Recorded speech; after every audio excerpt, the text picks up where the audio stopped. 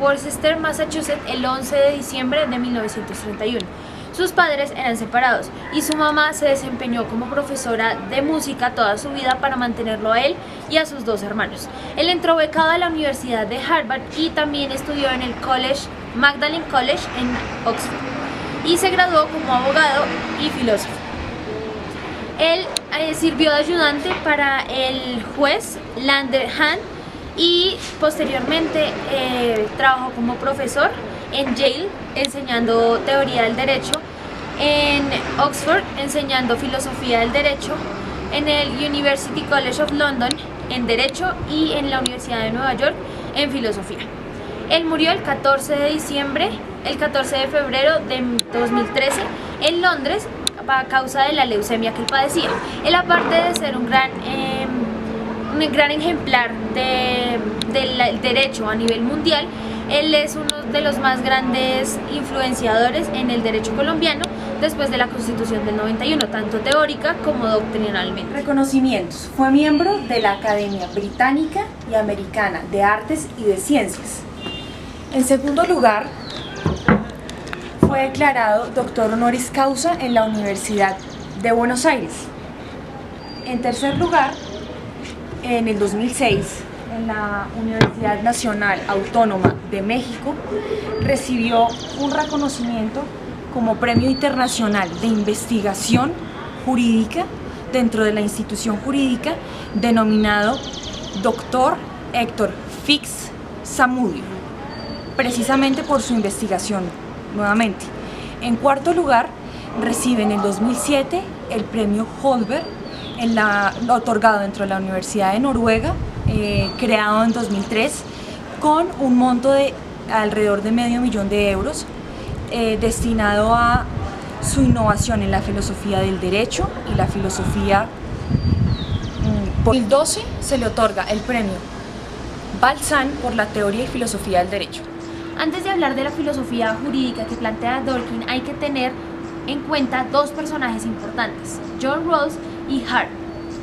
Por la parte de John Rawls, él es el autor del libro Teoría de la Justicia, libro que causó mucha controversia ya que Norberto Bobbio en los años 60 expresó su descontento ya que no habían filósofos políticos de la talla de Kant y Rousseau para entrar en la lista de los grandes filósofos políticos de la historia. Años después de la publicación del libro, Norberto Bobbio tuvo que retractarse de su declaración, ya que tuvo que incluir a John Rawls dentro de esta gran lista, de la talla de Rousseau, Hobbes y Kant.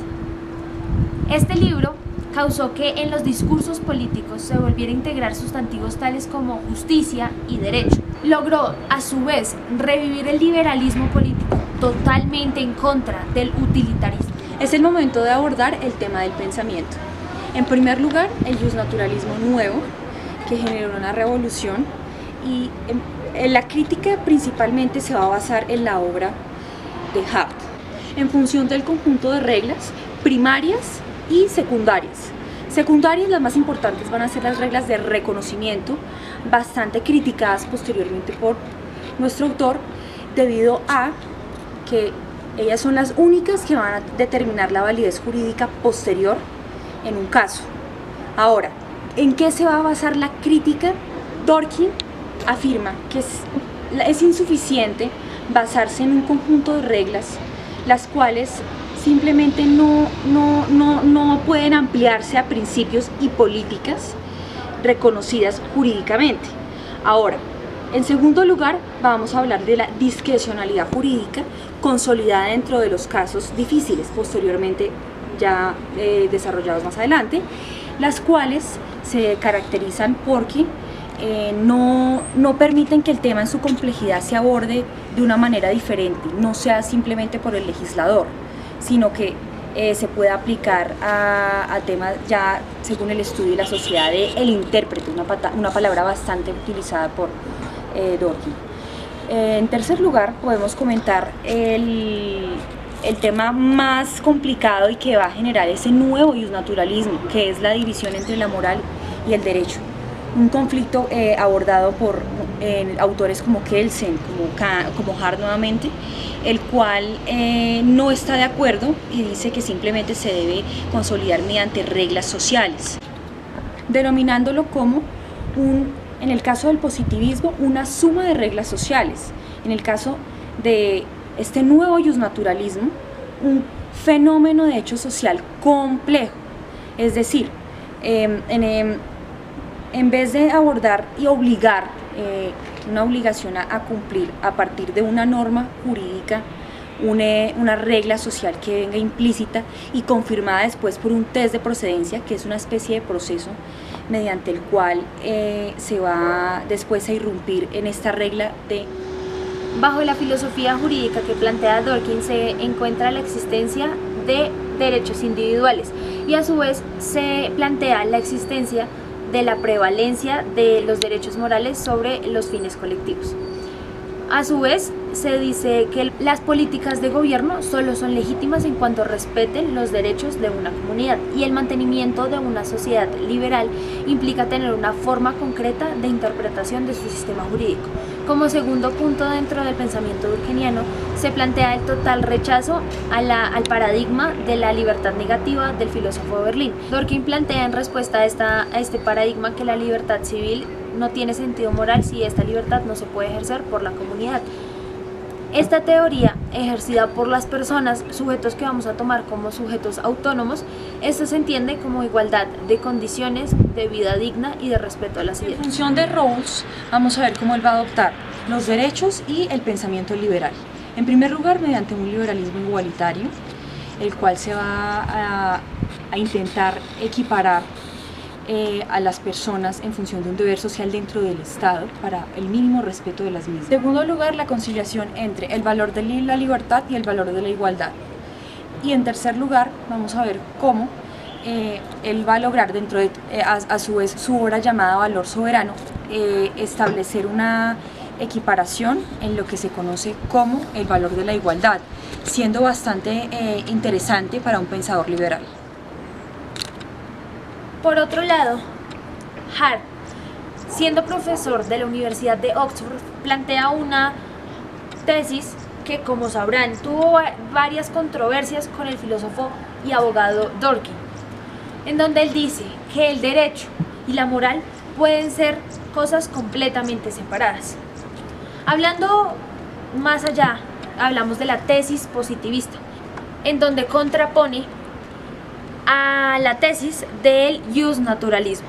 Por un lado tenemos al justnaturalismo, que comprende al derecho y a la moral como dos cosas completamente vinculadas y no comprende el derecho sin una justicia. Por otro lado tenemos a la tesis positivista, en donde se dice que el derecho puede y debe ser, y por ende la moral no es vinculante con el derecho. Por eso se comprende y se entiende que la existencia de sistemas jurídicos injustos, como el de la Alemania nazi. Frente a su tesis, él como ejemplificación abarca los casos difíciles. ¿En qué consiste? Muchas veces el jurista, o en base a su interpretación, se va a encontrar con casos o que no llevan a una solución venidera, o que realmente hay una contraposición entre las partes, hay un enfrentamiento entre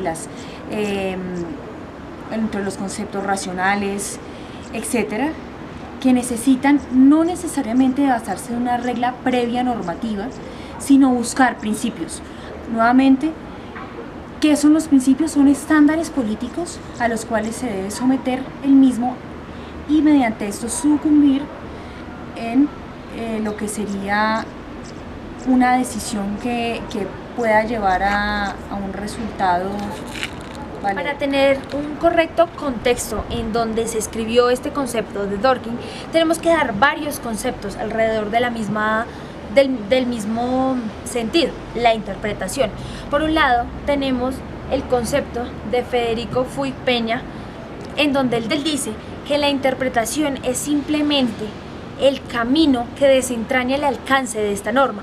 Por otro lado, tenemos a Castón, en donde él plantea que la interpretación es simplemente la indagación del sentido del contenido de la norma.